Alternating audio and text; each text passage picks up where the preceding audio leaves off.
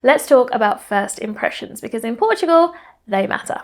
And if you're new here, you might not realize just how much respect and warmth you can earn simply by greeting someone properly in Portuguese. And on the flip side, if you move into a new neighborhood and don't even attempt bom dia or tudo bem, then people might just see you as another expat who's not interested in integrating. And this can just make it harder in general to build trust or get help when you need it, or even just enjoy those everyday chats that make life here feel real. And I know that it can be scary at first. I mean, what if you say the wrong thing? I have had all of those fears too, but trust me, trying is what counts. So in this video, I'm going to show you exactly how to make a brilliant first impression, starting with a simple conversation you might have when you bump into your new neighbor for the first time. So if you're new here, my name is Liz and I help people who are relocating or retiring to Portugal to build their confidence and conversation skills in Portuguese. I've got over 100 free lessons on this channel, so I really hope it's going to help you on your journey of settling in here. So how can we make a good first impression? Well,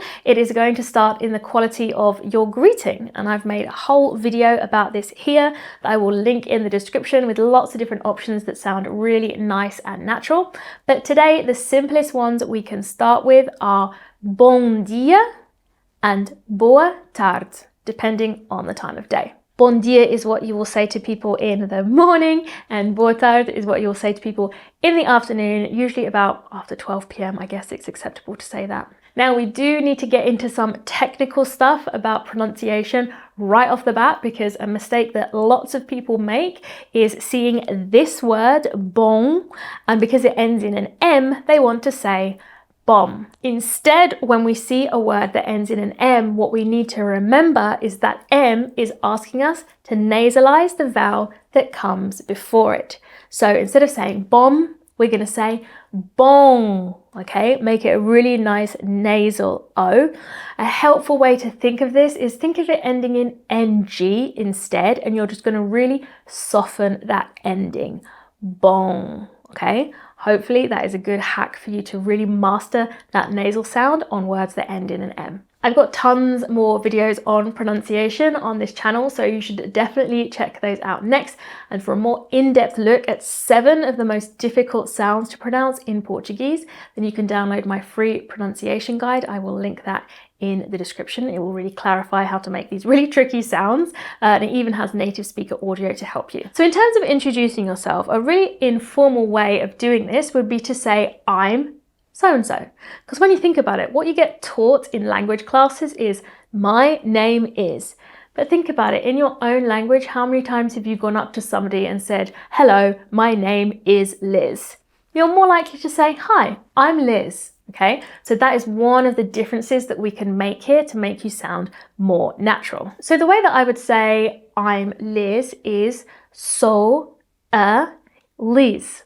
So this first word is actually quite tricky to pronounce because people will see the U and they'll skip straight to the U. They'll say su, but we need to make sure that we're pronouncing the O as well. So we have to say an O, then slide into an U. We have these things called vowel pairs. They're actually called diphthongs in linguistic terms, but that's boring. No one wants to know that.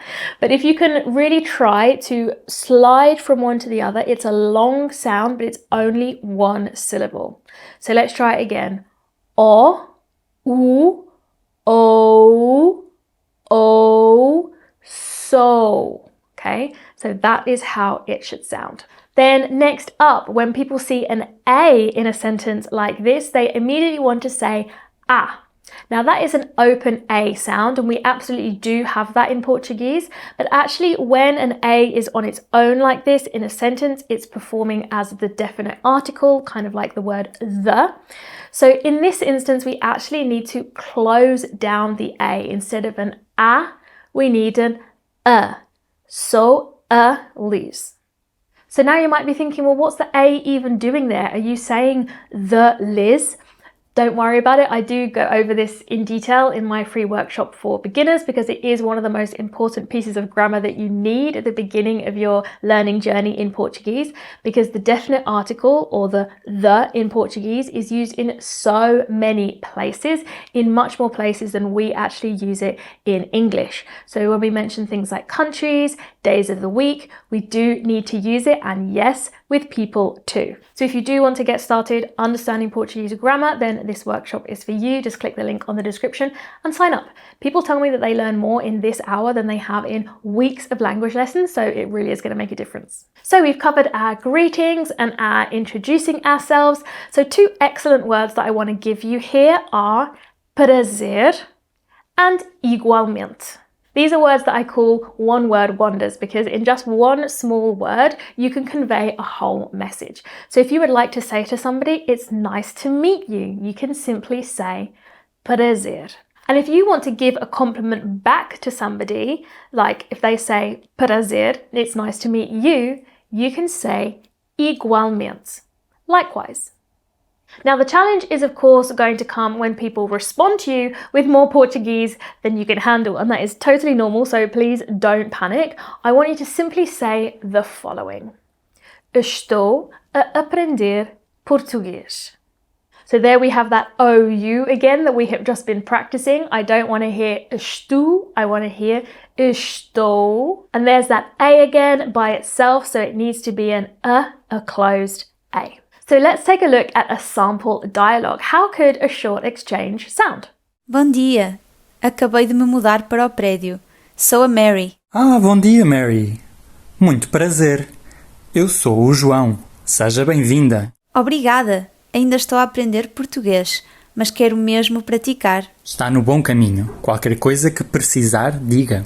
So to finish off, let's make sure that you have some polite phrases up your sleeve, because the Portuguese are very polite and they're going to want you to know these phrases, okay? So the first one is com licença. Com licença. There's a word ending in M again, and hopefully from our earlier part of the lesson, you'll remember that this needs to be a nasal O and we don't want to say com. Okay, so this means excuse me. It's usually like asking permission for something. So if somebody is in your way, you can say com licença, but you can also use it to get somebody's attention as well in a nice polite way. Of course, you need your pleases and thank you. So the most common please here is se faz favor. Again, that's a closed E. Remember how we were talking about the closed A's earlier on in this video? Here, I don't want to hear se faz favor. I want to hear se, It's a closed E happening in your throat, okay? Se faz favor is your nice and polite please. People do use por favor here as well, so you can also use that, but this is the one you're most likely to hear, and it sounds so Portuguese with all of its shushes, so I want you to give that one a go. Of course, thank you is nice and simple. Obrigado if you're a man, obrigada if you are a woman. The ending changes depending on who is talking, okay, not who's talking to you, because that's a question that I get asked a lot. And I did do a whole video with lots of different natural ways to say thank you to somebody. I'll link that video in the description as well for you to check out. It's important to note as well that you do need to adjust your grammar a little bit to be able to be polite in Portuguese. There's a way of talking informally and there is a way of talking more formally. So if you are meeting people for the first time, and especially if people are older than you, you're going to want to make sure that you are being polite. So I did do a video on this that's going to walk you through exactly what you need to do to be polite. Some of the rules are a little bit strange, talking in the third person and using somebody's name even when they're right in front of you, but this is how to do it, okay? So I highly recommend you check out this video on being polite as well, because that's also going to really help you make a good first impression. So there you have it, simple, effective ways to make a great first impression in Portuguese and start connecting with locals from day one. These small phrases really go a long way. I get comments from my students all the time who talk about the way they've been received with smiles and sometimes even free coffee in the case of my student Stace, who recently posted this win in the community that the hotel worker was so impressed with her trying to speak Portuguese that they were given their coffee complimentary. I mean, how nice is that? So let me know in the comments how your first impression goes. I would love to hear where you used these phrases and how people responded. And of course, I'll be back next week with more tips and tutorials to improve your confidence and conversation skills in Portuguese. So make sure you're subscribed so you don't miss a thing. Ciao for now.